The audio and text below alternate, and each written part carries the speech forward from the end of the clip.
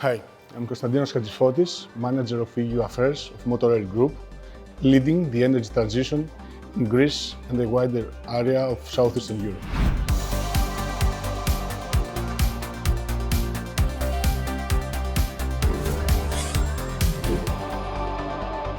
The energy transition cannot happen without the participation and active buy-in of traditional oil and gas companies.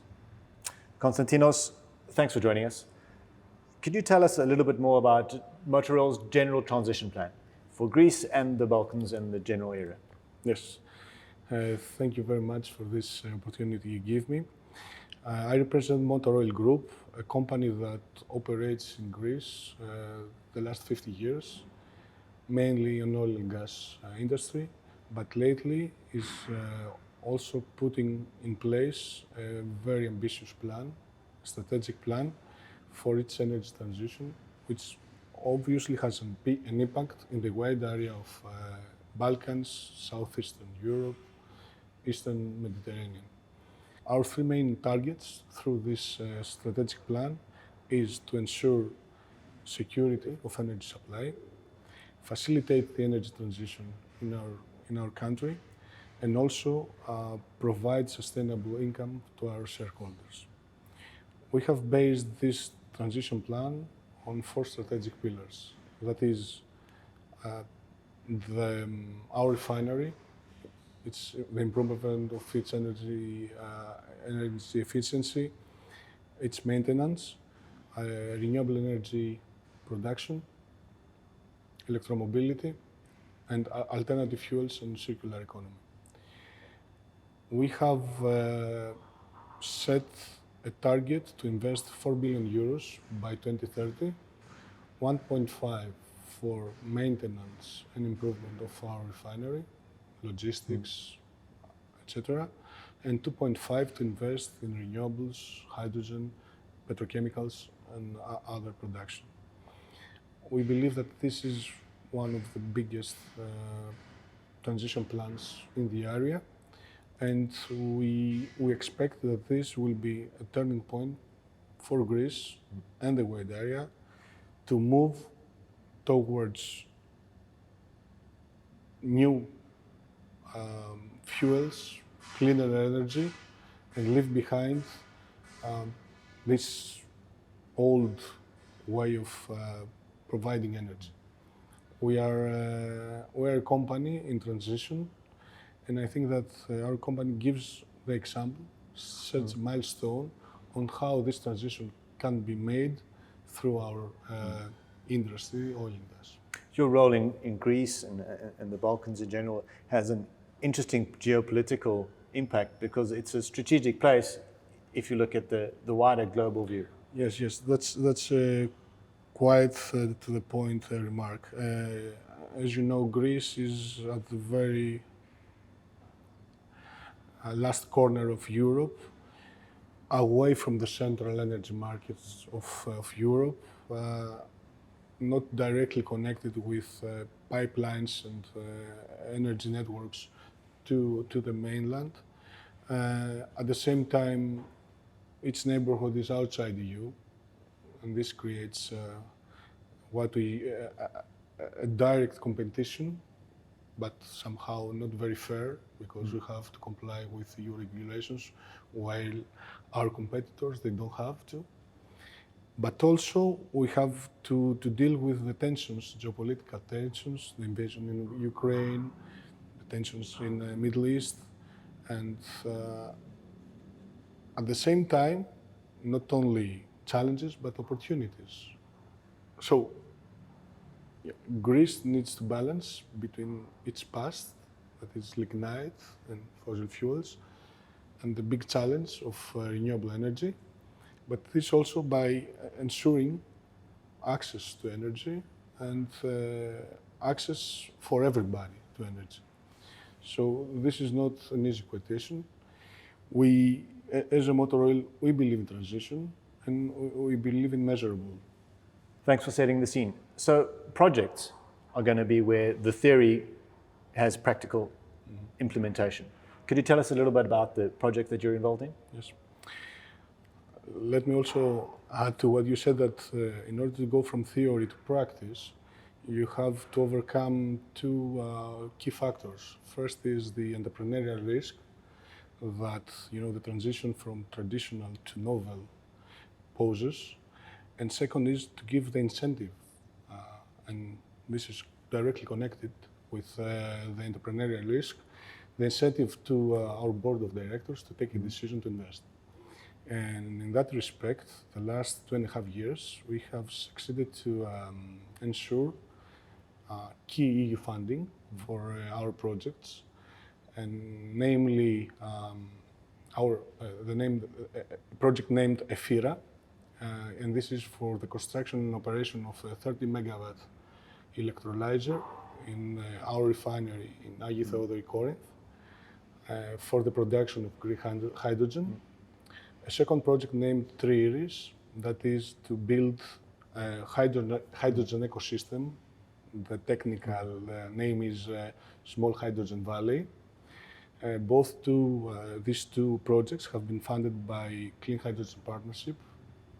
This partnership that has been created between the European Commission and Hydrogen Europe under the umbrella of Horizon Europe. Then very recently we got a positive result for the project we submitted to the Innovation Fund, large scale, and that is IRIS, for the implementation of a carbon capture system in our steam reformer in our refinery. And with this project, we will manage, first of all, to reduce by one quarter, our gas emissions from the refinery. And this is a huge number given the production we have. Then to produce blue hydrogen, or as we call it, cleaner hydrogen. And then also to build a very novel e-methanol unit production. Then we also have secured EU funding to build the first two hydrogen refueling stations in the country, and that is to connect Athens with Patras, the main port of Greece in West Greece, and that will be an entry point for possible future cars that will be coming from Italy, and the connection we have, the ship connection we have from Italy to Greece. These 5 projects, they all serve a wider project that we have been, our strategic plan actually, for the establishment of hydrogen economy in Greece, from production to the end use. And this project has different parts, and with EU funding, we are managed now to put stable foundations in order to be in position, I won't say the time, but in the near future, to provide the market with hydrogen, to build the infrastructure in order to transport it, and also to give the opportunity to possible off-takers either to invest in pilot projects or to study the use of hydrogen in their facilities. And along with this, we also participate in different Horizon projects, digital projects that we can also discuss, that give you a complete strategy in order to use every possible incentive to make this transition happen. You've mentioned twice now the refinery in Corinth as a great example of the implementation of the things that you're trying to achieve.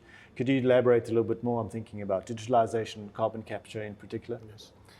Obviously, our refinery is still the key asset of our profit-making and operation. And it's actually where we have managed to secure different funding from different EU funding programs in order to implement carbon capture, as you mentioned, hydrogen production, and a quite interesting digitalization project. A carbon capture system, it will be installed in the steam reformer unit we have. We're going to capture CO2, and this will be liquefied and transported by ships to the north of Greece, where we also expect a big investment to be made, where the CO2 will be captured.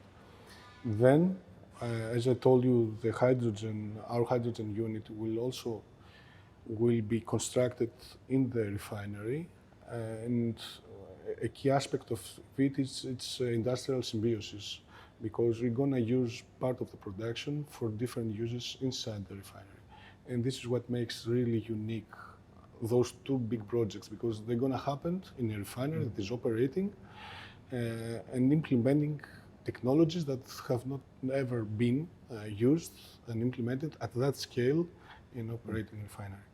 And then the digitalization project, we have secured a loan from RRF, Resilience and Reform Facility, in order to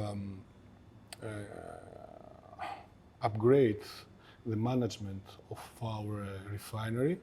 First of all, by making it more energy efficient, then improve the resilience of our different units, operating units, predictive maintenance, but also security and safety of our personnel.